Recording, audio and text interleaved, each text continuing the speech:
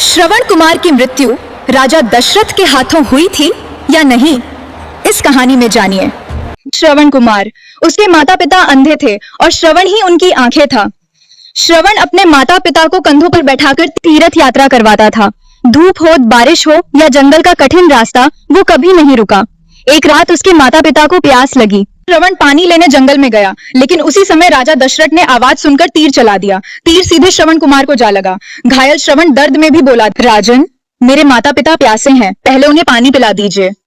जब राजा दशरथ ने ये बात अंधे माता पिता को बताई तो उनका हृदय टूट गया।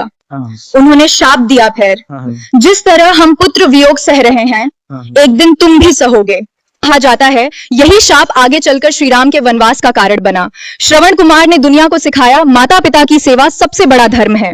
अगर आप भी श्री राम के सच्चे भक्त हैं तो चैनल को सब्सक्राइब और वीडियो को लाइक करें। हर हर महादेव।